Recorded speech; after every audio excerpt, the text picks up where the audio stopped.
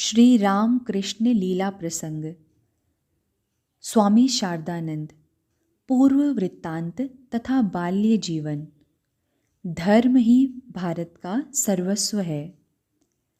भारत तथा अन्यान्य देशों में प्रचलित आध्यात्मिक भाव तथा विश्वासों की तुलनात्मक विवेचना करने पर उनमें विशेष रूप से विद्यमान भिन्नता दृष्टिगोचर होती है।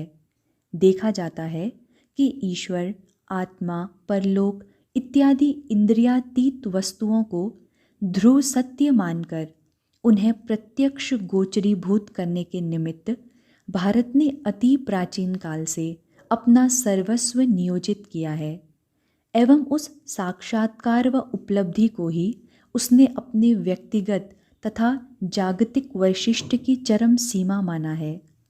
उसका समग्र प्रयास एक अपूर्व आध्यात्मिकता से चिररंजित है। इंद्रियातीत विषयों के प्रति इस प्रकार का तीव्र अनुराग उसे कहाँ से प्राप्त हुआ? जब हम इसके मूल कारण के अन्वेषण में प्रवृत्त होते हैं तब पता चलता है कि दिव्य गुण तथा प्रत्यक्षानुभूति संपन्न पुरुषों का निरंतर भारत में जन्म लेना ही इसका एकमात्र कारण है। उनके अलौकिक दर्शन तथा उनकी असाधारण शक्ति का सर्वदा साक्षात्कार एवं विवेचना के फलस्वरूप ही उसमें उन विषयों के प्रति दृढ़ विश्वास तथा अनुराग का उदय हुआ। इस प्रकार अत्यंत प्राचीन काल से आध्यात्मिकता की सुदृढ़ आधारशिला पर अवस्थित होकर प्रत्यक्ष धर्म लाभ रूप लक्ष्य की ओर अपनी दृष्टि को निबद्ध करते हुए भारत के राष्ट्रीय जीवन ने एक अदृष्ट पूर्व अभिनव समाज का निर्माण एवं सामाजिक प्रथाओं का सृजन किया था।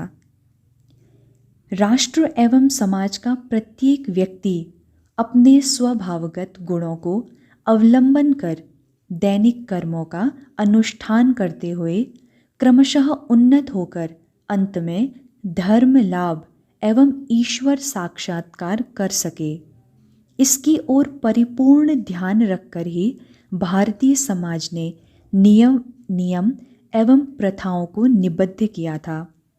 बहुत दिनों तक वंश परंपरानुगत के नियम प्रचलित रहने के कारण भारत में धर्म भाव अभी तक इतना सजीव है एवं तपस्या, संयम तथा तीव्र व्याकुलता का उदय होने पर प्रत्येक व्यक्ति जगत कारण ईश्वर का साक्षात्कार कर सकता है तथा उनके साथ नित्य युक्त हो सकता है। इस बात पर आज भी भारत में सभी का दृढ़ विश्वास है। भगवत दर्शन पर ही भारतीय धर्म अवलंबित है। यह बात सजह ही में अनुमान की जा सकती है। वैदिक युग के धर्म संस्थापक आचार्यों को जिन पर्यायों से हमने निर्देश किया है उन शब्दों के अर्थों पर दृष्टि डालने से यह बात स्पष्ट हो जाती है, जैसे ऋषि, आप्त, अधिकारी या प्रकृति लीन पुरुष आदि। अतीन्द्रिय पदार्थ का साक्षात्कार कर असाधारण शक्ति का परिचय प्रदान करने के फलस्वरूप ही उन नामों से आचार्यों का निर्देश किया गया है। यह बात निसंदिग्ध है। वैदिक युग से ऋषियों से लेकर पौराणिक युग में अवतार नाम से प्रसिद्ध सभी पुरुषों के लिए यह बात समान रूप से कही जा सकती है। वैदिक युग के ऋषि ही कालक्रम से पौराणिक युग में ईश्वरावतार रूप में प्रख्यात हुए, यह बात स्पष्ट है। वैदिक युग के लोग यह जान गए थे कि कुछ पुरुष इंद्रियातीत पदार्थ समूहों का दर्शन करने में समर्थ हैं, किंतु फिर भी उनके पारस्परिक शक्ति के तारतम्य की उपलब्धि उन्हें नहीं हुई थी। इस कारण उनमें से प्रत्येक व्यक्ति को एकमात्र ऋषि पर्याय से निर्देश कर ही वे संतुष्ट हुए। क्रमशः मानवों की बुद्धि और तुलना करने की शक्ति ज्यों ज्यों बढ़ने लगी, उसका अनुभव भी तदनुरूप होने लगा और उन्हें यह ज्ञान हुआ कि ऋषियों में भी समान नहीं है। आध्यात्मिक जगत में कोई सूर्य सदृश है, कोई चंद्र जैसे, कोई उज्ज्वल नक्षत्र की तरह और कोई सामान्य खगोल की भांति दीप्ति प्रदान कर प्रकाशशील है। जब उन्हें यह अनुभव हुआ कि ऋषियों को श्रेणीबद्ध करने की चेष्टा उनमें जागृत हुई एवं उसी के आधार पर उनमें से कुछ ऋषियों को उन्होंने विशेष आध्यात्मिक शक्ति संपन्न अथवा उस शक्ति के विशेष अधिकारी के रूप में स्वीकार किया। इस प्रकार दार्शनिक युग में कुछ ऋषि अधिकारी पुरुष रूप से अभिभूत हुए। ईश्वर के अस्तित्व के विषय में संदेह पोषण करने वाले सांख्यकार आचार्य कपिल तक को ऐसे पुरुषों के अस्तित्व के संबंध में किसी प्रकार का संदेह उपस्थित नहीं हुआ, क्योंकि साक्षात प्रत्यक्ष के बारे में संदेह हो ही कैसे सकता है। इसलिए भगवान कपिल तथा उनके चरणानुगामी सांख्यचार्यों के ग्रंथों में अधिकारी पुरुषों को प्रकृति लीन रूप में अभिहित होते हुए देखा गया है। ऐसे असाधारण शक्तिशाली पुरुषों की उत्पत्ति के कारणों का निर्णय करते हुए वे कहते हैं, पवित्रता संयमादि गुणों से विभूषित होकर पूर्ण ज्ञान को प्राप्त करने में समर्थ होते हुए भी ऐसे पुरुषों के हृदय में लोक कल्याण की वासना तीव्र रूप से जागृत रहती है। इसीलिए वे अनंत महिमा मंडित स्वस्वरूप में कुछ काल तक लीन नहीं हो पाते हैं, किंतु उस वासना के फलस्वरूप सर्वशक्ति संपन्न प्रकृति में भी लीन होकर उसकी शक्तियों को वे अपनी शक्ति रूप से प्रत्यक्ष करते रहते हैं और इस प्रकार संपन्न हो एक कल्प पर्यंत अशेष रूप से जन कल्याण साधन करने के पश्चात अंत में वे अपने स्वरूप में अवस्थित होते हैं। प्रकृति लीन पुरुषों की शक्ति के तारतम्यानुसार सांख्यचार्यों ने उन्हें कल्प नियामक ईश्वर तथा ईश्वर कोटि का नाम देकर दो श्रेणियों में विभक्त किया है। दार्शनिक युग के अंत में भक्ति भाव का विशेष रूप से आविर्भाव हुआ। वेदांत के उदात्त उद्घोष के फलस्वरूप उस समय समस्त व्यक्तियों के समष्टिभूत एक महान व्यक्तित्वशाली ईश्वर में विश्वास स्थापन कर केवल अनन्य भक्ति के द्वारा उसकी उपासना से ज्ञान एवं योग संबंधी पूर्णता प्राप्त करने के विषय में भारत भारती की श्रद्धा उत्पन्न होने लगी थी। इसलिए सांख्य दर्शनोक्त कल्प नियामक ईश्वर को उस समय नित्य शुद्ध बुद्ध मुक्त स्वभाव ऐसे एक महान व्यक्तित्वशाली ईश्वर के आंशिक या पूर्ण रूप से परिणत होने में विलंब न लगा। इसी प्रकार पौराणिक युग में अवतार विश्वास का उदय हुआ एवं यह अनुमान किया जाता है कि वैदिक युग के विशिष्ट गुणशाली ऋषि हो ईश्वरावतार रूप में परिणित हुए। अतः यह स्पष्ट है कि असाधारण आध्यात्मिक शक्ति संपन्न पुरुषों के आविर्भाव को देखकर ही ईश्वरावतार के संबंध में भारत का क्रमशः विश्वास उत्पन्न हुआ एवं ऐसे महापुरुषों के अतीन्द्रिय दर्शन तथा अनुभव आदि के अवलंबित भारतीय धर्म का सुदृढ़ प्रसाद धीरे धीरे वर्धित होकर तुषार मंडित हिमांचल की भांति गगन स्पर्शी बना। ऐसे पुरुष मानव जीवन के सर्वोच्च लक्ष्य को प्राप्त कर कृतार्थ हुए हैं। यह मानकर भारत ने उनको आप्त संज्ञा से विभूषित किया तथा उनकी वाणियों में ज्ञान की पराकाष्ठा को देखकर उन वाणियों को वेद शब्द से अभिहित किया। विशिष्ट ऋषियों के ईश्वरावतार रूप में परिणत होने का अन्यतम प्रधान कारण है भारत की गुरु उपासना।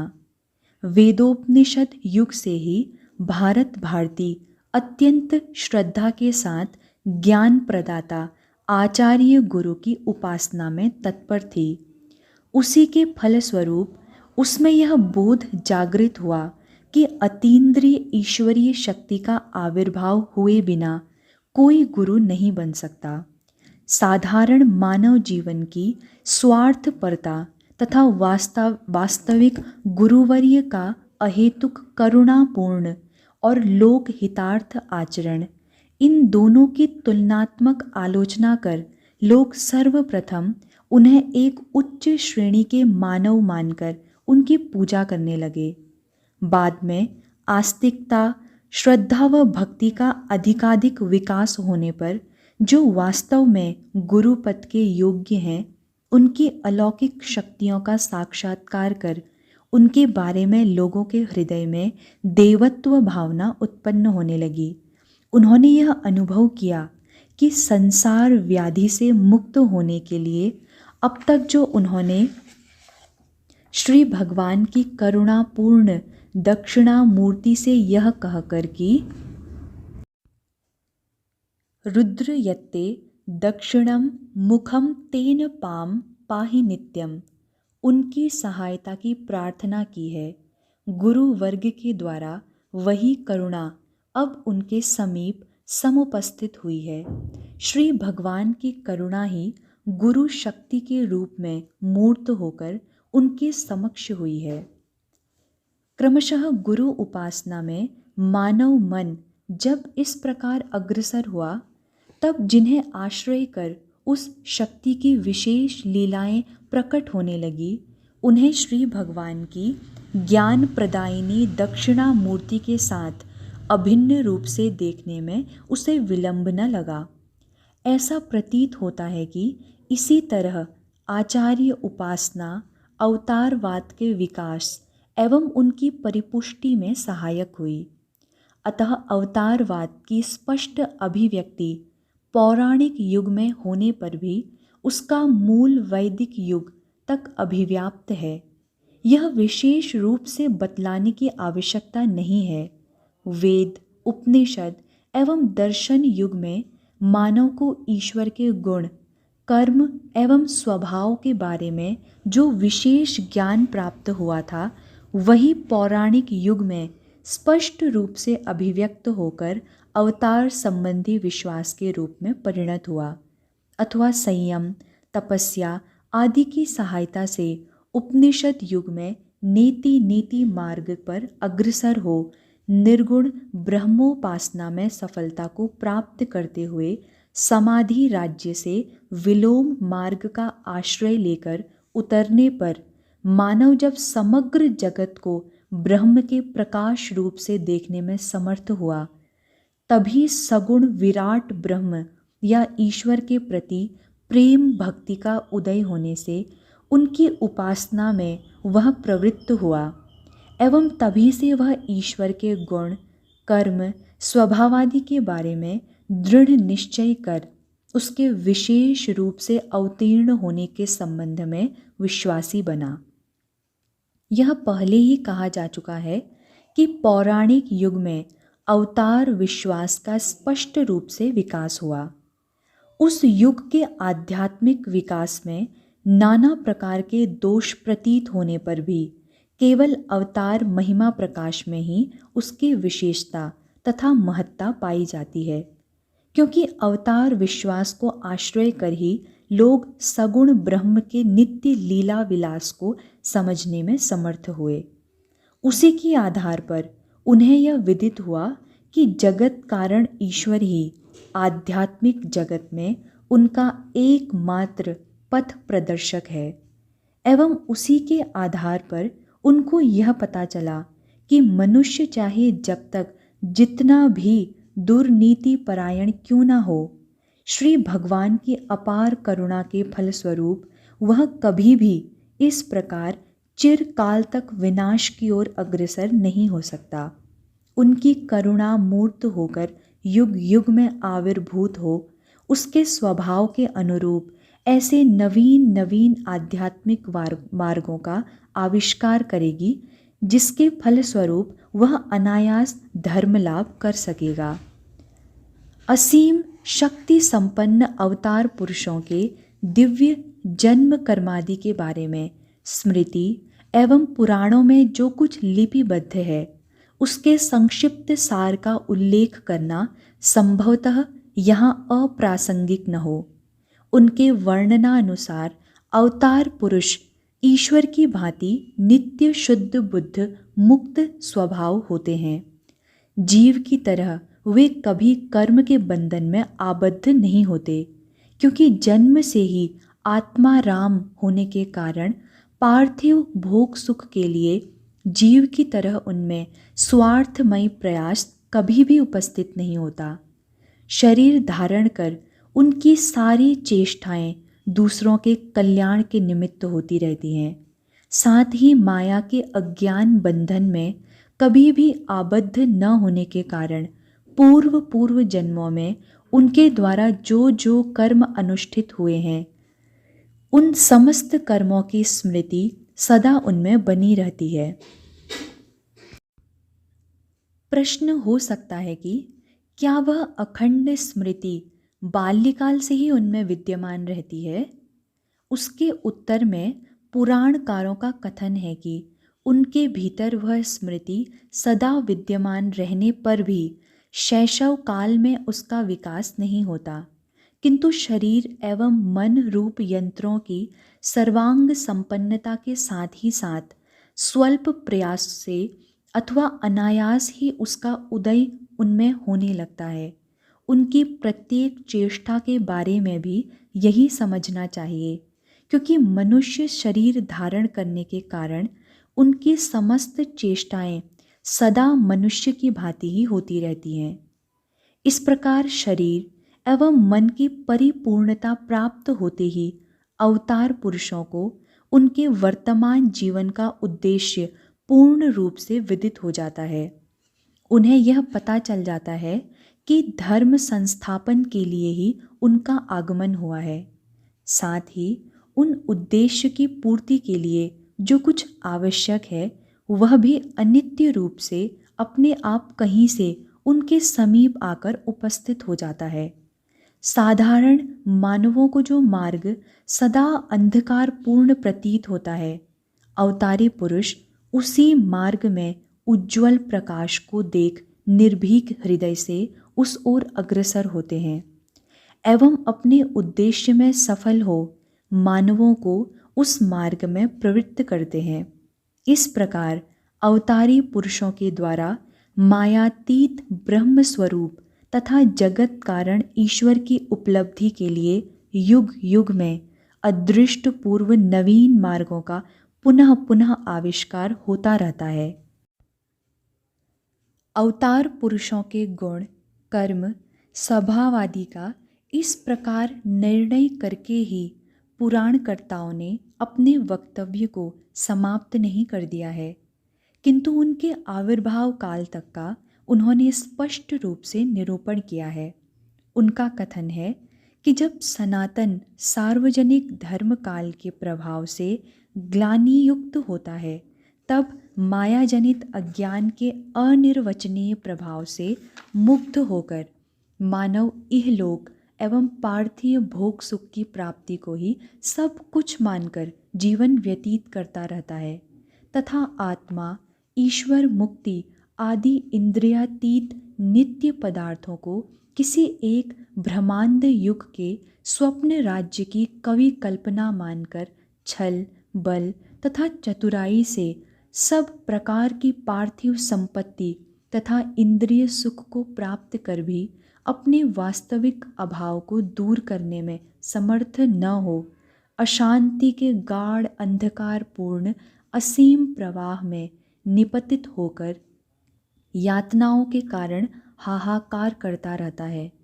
उस समय श्री भगवान अपनी महिमा के द्वारा सनातन धर्म को राहु कवल से मुक्त शशांक की भांति उज्ज्वल रूप प्रदान करते हैं तथा दुर्बल मानव के लिए कृपा पूर्वक शरीर धारण कर उनका हाथ पकड़कर उन्हें पुनः धर्म मार्ग में प्रतिष्ठित करते हैं।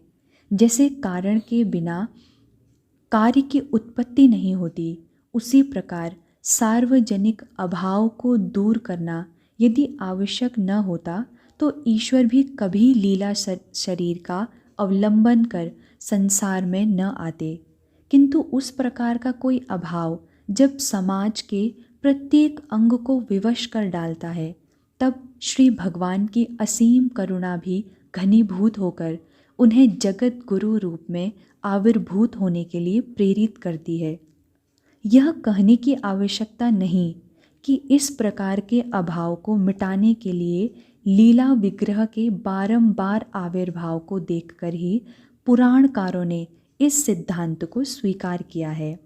अतः यह स्पष्ट है कि नवीन धर्मों के आविष्कारक जगत गुरु सर्वज्ञ अवतार पुरुष युग की आवश्यकता की पूर्ति के लिए ही आविर्भूत होते हैं। धर्म भूमि भारत विभिन्न युगों में अनेक बार उनके पदांकों को अपने हृदय पर धारण कर पवित्र हुआ है।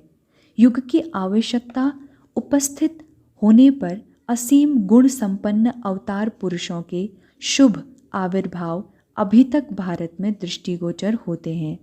अभी 400 वर्ष से कुछ ही काल पूर्व इसी प्रकार श्री भगवान श्री कृष्ण चैतन्य का अदृष्ट पूर्व महिमा से युक्त हो श्री हरि नाम संकीर्तन में भावोन्मत्त होने की बात लोक प्रसिद्ध है।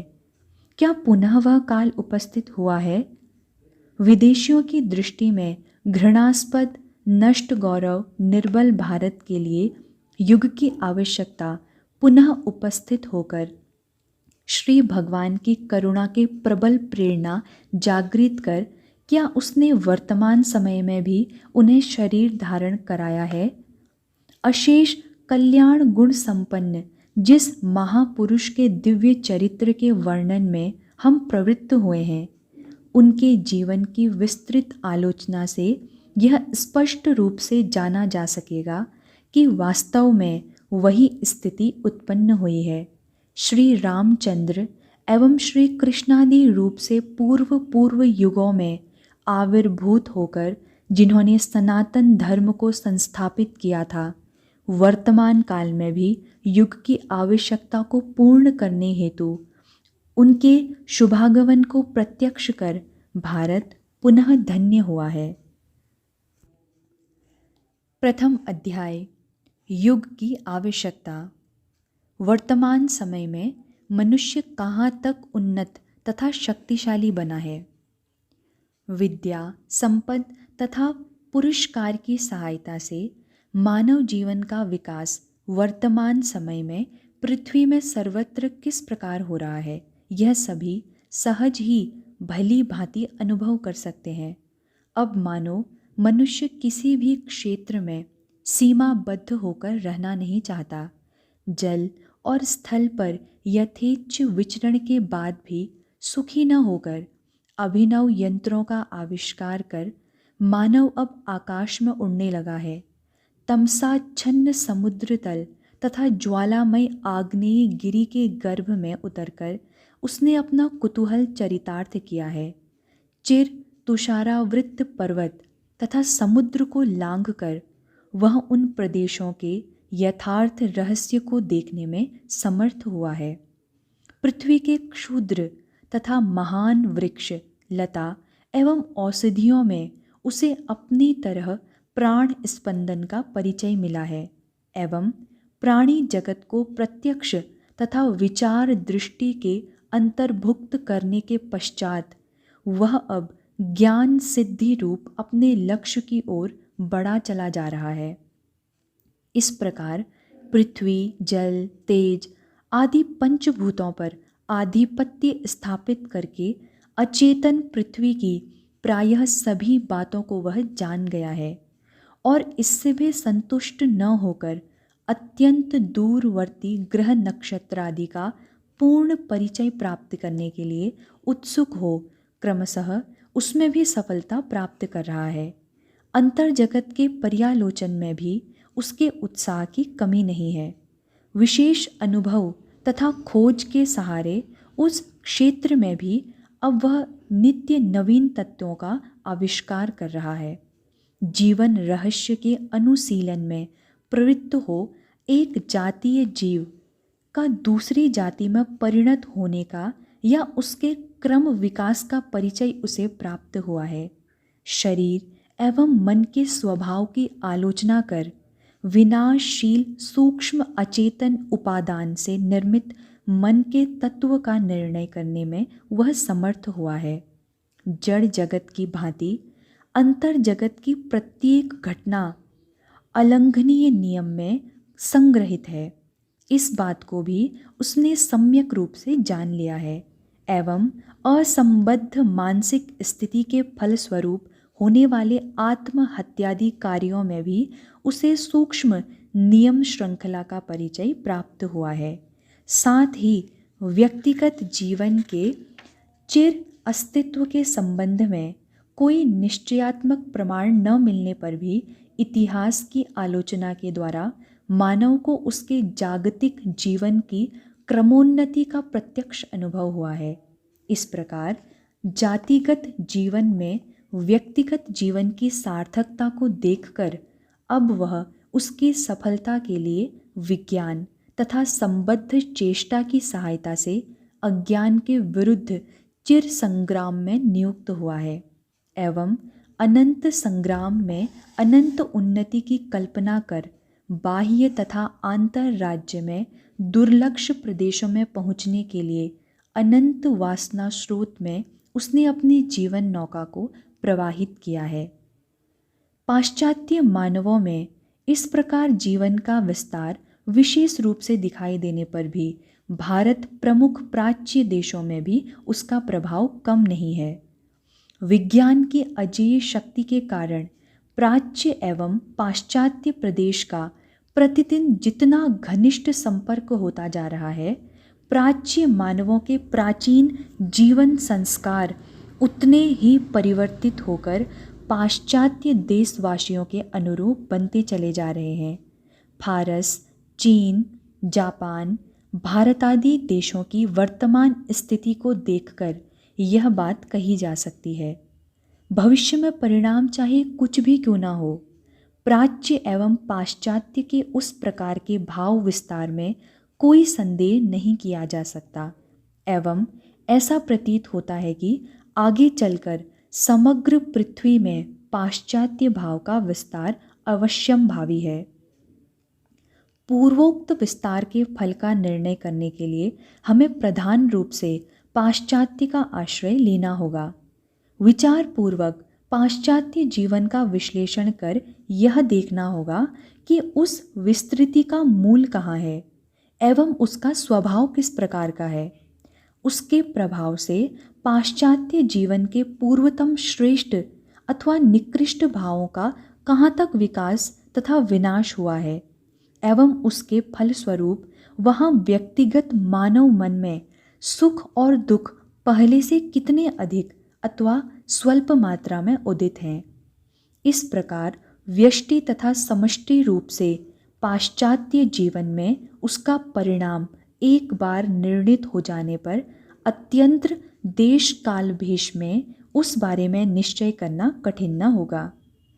इतिहास से यह स्पष्ट निर्देश मिलता है कि असहनीय ठंड के कारण अत्यंत प्राचीन काल से पाश्चात्य मानवों के मन में देह बुद्धि की दृढ़ता उत्पन्न होकर उसने उन्हें एक ओर जिस प्रकार स्वार्थी बनाया था, ठीक उसी प्रकार दूसरी ओर सम्मिलित चेष्टा से ही स्वार्थ सिद्धि होती है। इस बात का सहज बोध जागृत होने से उनमें स्वजाति प्रेम का आविर्भाव हुआ। उस स्वार्थ परायणता तथा स्वजाति प्रेम के कारण ही आगे चलकर उनमें अजेय उत्साह का संचार हुआ, जिससे दूसरी जातियों को पराजित कर उनकी धन संपत्ति से अपने जीवन को विभूषित करने की उन्हें प्रेरणा मिली।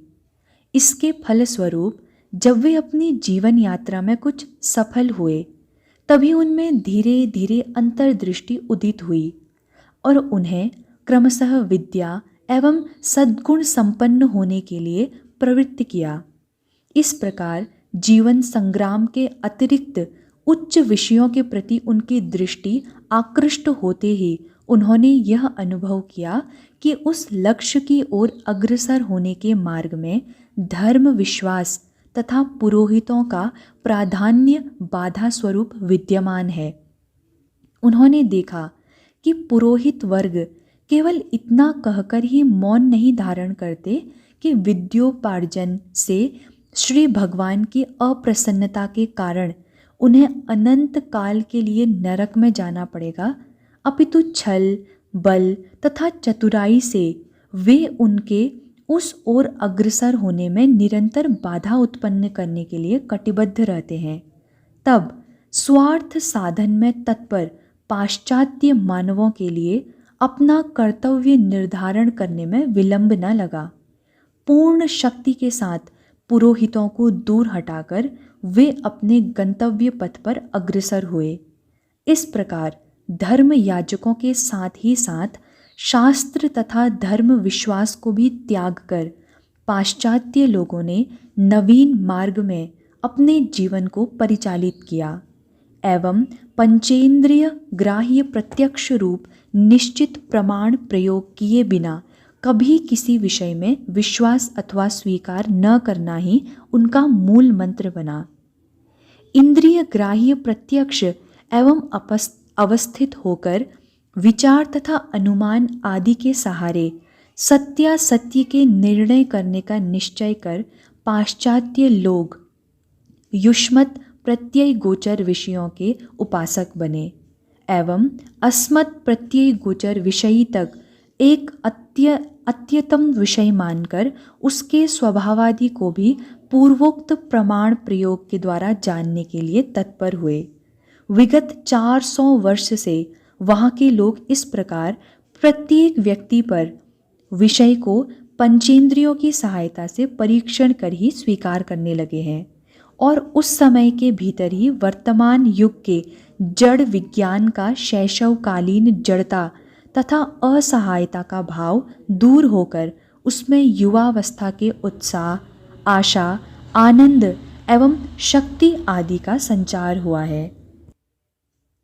किंतु जड़ विज्ञान की विशेष उन्नति होने पर भी पूर्वोक्त नीति के द्वारा पाश्चात्यों के लिए आत्मविज्ञान के संबंध में मार्गदर्शन संभव नहीं हो सका है, क्योंकि संयम, निस्वार्थ भाव तथा अंतर्मुख होना ही इस विज्ञान को प्राप्त करने का एकमात्र मार्ग है एवं मन ही समस्त वृत्तियों का निरोध ही आत्मोपलब्धि का एकमात्र यंत्र है।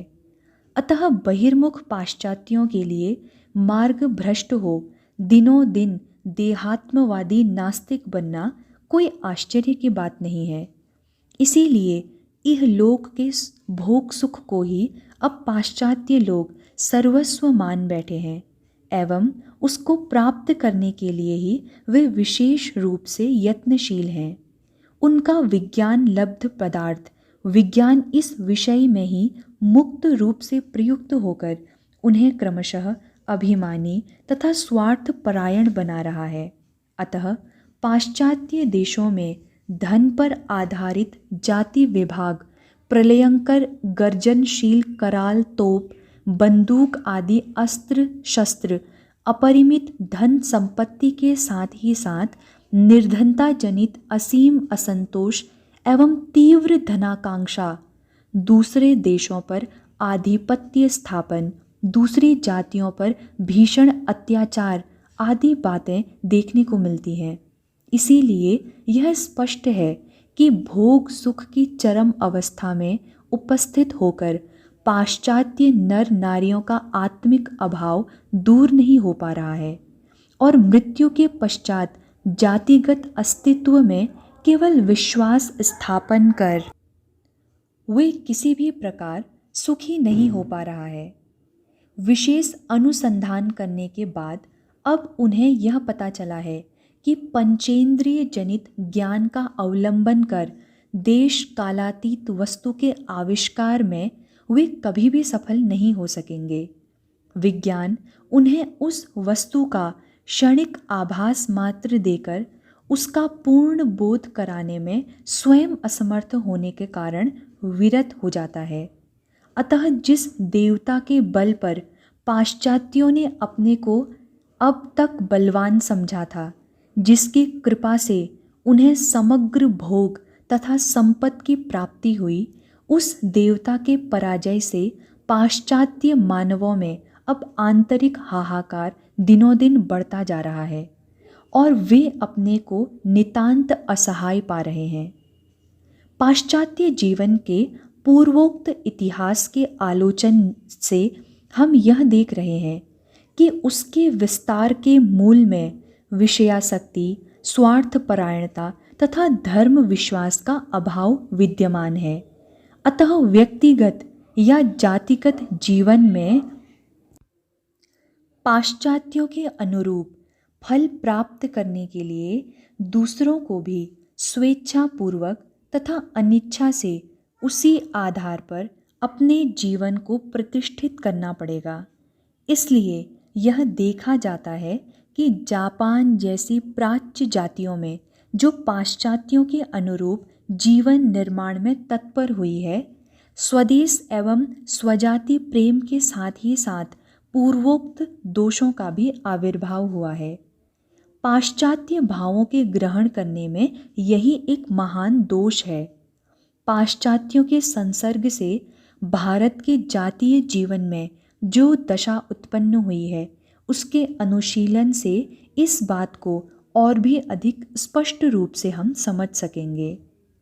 यहाँ पर सर्वप्रथम यह प्रश्न उपस्थित होगा कि पाश्चात्यों के संपर्क में आने से पहले जातीय जीवन नामक किसी शब्द का अस्तित्व भारत में विद्यमान था अथवा नहीं।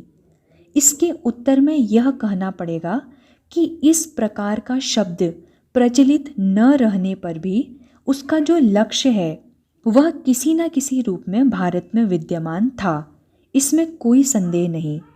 प्राचीन काल में समग्र भारत श्री गुरु, गंगा, गायत्री तथा गीता में श्रद्धा संपन्न था। तब गौ माता का पूजन भी भारत में सर्वत्र होता हुआ देखा जाता था और आबाल वृद्ध नर नारी रामायण एवं महाभारत आदि धर्म ग्रंथों से प्राप्त एक ही भाव तरंग को हृदय में धारण कर जीवन यापन करते थे। भारत के विभिन्न विभागों के पंडित वर्ग अपने अपने हृदयगत भावों को संस्कृत भाषा में एक दूसरे के निकट व्यक्त करने में समर्थ थे। इस प्रकार के और भी अनेक एकता संबंधी विषयों का उल्लेख किया जा सकता है एवं धर्म भाव तथा धर्मानुष्ठान ही उस एकता के श्रेष्ठ अवलंबन थे। यह बात निर्विवाद सिद्ध है। भारत का जातीय जीवन इस प्रकार धर्म के अवलंबन पर प्रतिष्ठित रहने के कारण यहाँ की सभ्यता का निर्माण विभिन्न प्रकार के अपूर्व उपादानों से हुआ था। संक्षेप में यह कहा जा सकता है कि संयम ही उस सभ्यता का प्राण स्वरूप था। भारत व्यक्ति एवं जाति दोनों को ही संयम की सहायता से अपने जीवन को नियंत्रित करने की शिक्षा प्रदान करता था। त्याग के लिए ही भोग है तथा वर्तमान जीवन की शिक्षा का तात्पर्य है भावी जीवन का निर्माण। इस बात का सभी को निरंतर स्मरण दिलाता हुआ व्यक्ति एवं जाति के व्यावहारिक जीवन को वह सर्वदा उच्चतम लक्ष्य की ओर परिचालित करता था। इसीलिए भारतीय वर्ण या जाति विभाग अब तक किसी श्रेणी के स्वार्थ पर चोट पहुंचाने का तथा उसके उत्कट असंतोष का कारण नहीं बना। समाज की जिस श्रेणी के वर्ग में जिस व्यक्ति का जन्म हुआ, उस वर्ग के लिए निर्धारित कर्तव्यों का निष्काम भाव से पालन करने से ही वह जब दूसरों के साथ बिना किसी भेदभाव के मानव जीवन के मुख्य उद्देश्य ज्ञान व मुक्ति का अधिकारी बन सकता है, तब उसके लिए असंतोष का कारण ही क्या रह जाता है। वर्ग विशेष के भोग सुख संबंधी तारतम्य के विषय पर पाश्चात्य समाज की तरह प्राचीन भारतीय समाज में जो विरोध उत्पन्न नहीं हुआ, उसका भी यही कारण है कि जीवन के उच्चतम लक्ष्य में समाज के प्रत्येक व्यक्ति का समानाधिकार था। प्राचीन भारतीय जातीय जीवन में संबंध में पूर्वोक्त विषयों की ओर ध्यान रखकर अब हमें यह देखना है कि पाश्चात्यों के संसर्ग से उसमें किस प्रकार के परिवर्तन हुए। पाश्चात्यों द्वारा भारत पर अधिकार स्थापन करने के उपरांत भारत की जातीय धन विभाग व्यवस्था में विशेष परिवर्तन होना स्वाभाविक तथा अवश्यंभावी था, किंतु भारतीय जातीय जीवन के उस विभाग मात्र को परिवर्तित कर पाश्चात्य विभाग विरत नहीं हुआ। प्राचीन काल से जिन मूल संस्कारों को लेकर भारत भारती द्वारा व्यक्ति एवं जातिगत जीवन परिचालित होता था, उनमें भी उस प्रभाव से एक अपूर्व भाव संबंधी परिवर्तन होने लगा। पाश्चात्यों ने समझाया कि यह जो त्याग के लिए भोग की बात कही जाती है, इसके पीछे पुरोहितों की स्वार्थ सिद्धि है। परलोक व आत्मा का अस्तित्व मानना एक प्रकांड कवि कल्पना है। समाज के जिस वर्ग में मनुष्य का जन्म हुआ है, आजन्म उस वर्ग में ही उसे आबद्ध रहना पड़ेगा। इससे बढ़कर युक्तिहीन अनीतिपूर्ण नियम और हो ही क्या सकता है। भारत ने भी क्रमशः इन बातों को स्वीकार किया और अपने त्याग तथा संयम प्रधान प्राचीन लक्ष्य को त्याग कर भोग की प्राप्ति के लिए वह अधिक व्यग्र हो उठा। इस प्रकार भारत में प्राचीन शिक्षा दीक्षाएं लुप्त होने लगी और नास्तिकता, अनुकरण प्रियता तथा आत्मविश्वास रहित्य आदि का उदय हुआ। इन्होंने उसे मेरुदंडहीन प्राणी की भांति नितांत निर्बल बना डाला। भारत ने यह अनुभव किया कि अब तक उसने जिन विषयों को श्रद्धा के साथ स्वीकार कर यत्नपूर्वक उनका अनुष्ठान किया है, वे अत्यंत भ्रमपूर्ण हैं। वैज्ञानिक शक्ति संपन्न पाश्चात्यों का यह कहना कि भारत के संस्कार त्रुटि युक्त तथा अर्ध बर्बरतापूर्ण है, संभवतः सत्य है। भोग लालसा मुग्ध भारत अपने पूर्व इतिहास तथा प्राचीन गौरव को भूल बैठा। स्मृति भ्रष्ट होने के कारण उसका बुद्धि नाश उपस्थित हुआ एवं उससे उसका जातीय अस्तित्व भी विलुप्त होने लगा। साथ ही ऐहिक भोग की प्राप्ति के निमित्त अब उसे दूसरों पर निर्भर बनना पड़ा, जिसके फलस्वरूप वह भोग भी उसके लिए दुष्प्राप्य हो गया। इस प्रकार योग और भोग इन दोनों मार्गों से च्युत होकर कर्णधार रहित तरणी की तरह वह दूसरों का अनुकरण करता हुआ वासना रूपी वायु से परिचालित हो निरुद्देश्य भ्रमण करने लगा। तब सब ओर से यह कोलाहल मचाया गया कि भारत में जातीय जीवन का अस्तित्व कभी भी नहीं था। पाश्चात्यों की कृपा से ही अब उनका उन्मेष हो रहा है, किंतु उसके पूर्ण आविर्भाव में अब भी अनेक बाधाएं विद्यमान हैं। भारत के दुर्निवार्य धार्मिक संस्कार से ही उसका सर्वनाश हुआ है।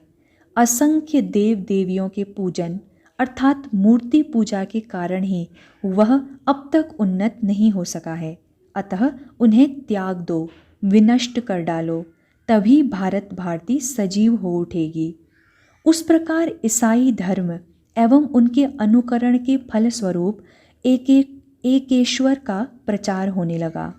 पाश्चात्य का अनुकरण कर सभा समितियां स्थापित होने लगी एवं उनके द्वारा प्राणहीन भारत को राजनीति, समाज तत्व, विधवा विवाह तथा स्त्री स्वाधीनता की उपयोगिता के बारे में नाना प्रकार के उपदेश दिए जाने लगे, किंतु उससे उसका अभाव तथा हाहाकार दूर न होकर दिन प्रतिदिन बढ़ने ही लगा। रेलवे, टेलीग्राफ आदि पाश्चात्य सभ्यता की सारी वस्तुएं धीरे धीरे भारत में उपस्थित की गई, किंतु सभी प्रयास व्यर्थ सिद्ध हुए। जिस भावमयी प्रेरणा से भारत सजीव था, उसकी खोज तथा पुनः प्रवर्तन की चेष्टा, इस सब के द्वारा कुछ भी न हो सकी।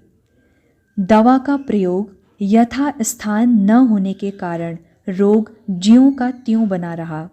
धर्म प्राण भारत में धर्म की सजीवता के बिना वह कैसे सजीव हो सकता है। पाश्चात्य भाव के विस्तार से जो धर्म ग्लानि हुई, नास्तिक पाश्चात्य में उसे दूर करने की सामर्थ्य ही कहाँ है। पाश्चात्य स्वयं असफल होकर दूसरों को कैसे सफल बना सकता है। पाश्चात्यों द्वारा अधिकार किए जाने से पूर्व भारत के जातीय जीवन में कुछ भी दोष नहीं था, यह नहीं कहा जा सकता, किंतु जातीय शरीर जीवन रहने के कारण उस दोष को दूर करने की स्वतः प्रवृत्ति चेष्टा उसमें सदा परिलक्षित होती थी। जाति एवं समाज के भीतर इस समय उस चेष्टा की विलुप्ति को देखकर यह समझना चाहिए कि पाश्चात्य भाव के विस्तार रूप दवा के प्रयोग से रोग के साथ साथ रोगी भी समाप्त होने जा रहा है। अतः यह स्पष्ट है कि पाश्चात्य की धर्म ग्लानि भारत में भी यथेष्ट रूप से प्रसारित हुई है।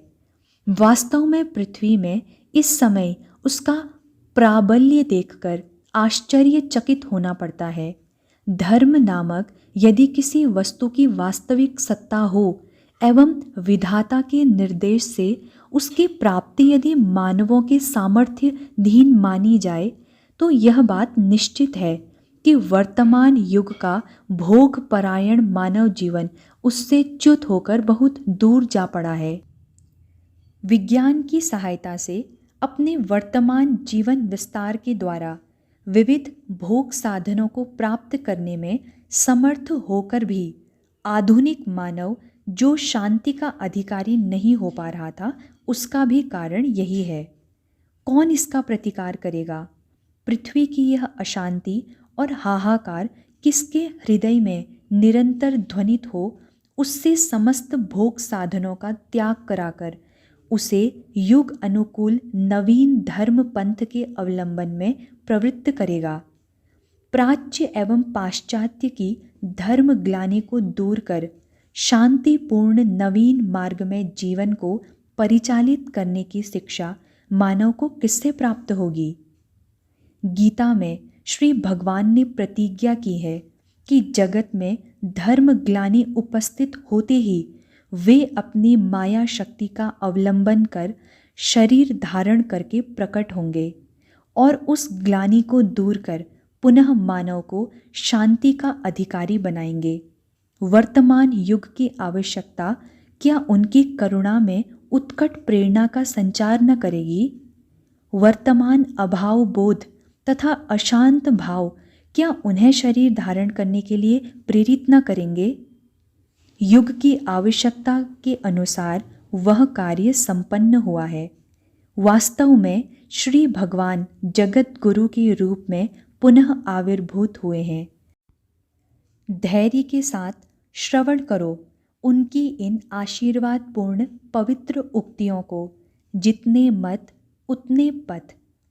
पूर्ण आंतरिकता के साथ जिस किसी पथ का तुम अनुष्ठान करोगे, उसी से तुम्हें भगवत प्राप्ति होगी। मुग्ध होकर मनन करो। परा विद्या को पुनः स्थापित करने के लिए उनके अलौकिक त्याग एवं तपस्याओं को और उनके काम गंधहीन पुनीत चरित्र का यथासाध्य आलोचन तथा ध्यान कराओ। हम सब पवित्र बने। द्वितीय अध्याय कामार पुकुर तथा पितृ परिचय।